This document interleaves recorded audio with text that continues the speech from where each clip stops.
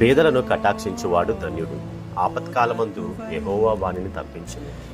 కీర్తనలు 41వ అధ్యాయం 1వ వచనం. ప్రియనేస్తం, మనకు కలిగిన దానిలో నుండి పేదలకు సహాయం చేస్తూ వాక్యాన్ని నెరవేర్చడం అన్నది మన బాధ్యత.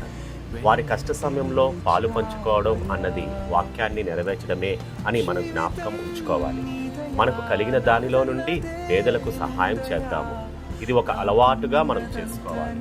అలాంటి వారి కొరకు దేవుడు చూస్తూ ఉంటాడు. మనం ఆయన ఆజ్ఞను నెరవేర్చితే మన కష్ట సమయంలో దేవుడు ఆదుకుంటాడు.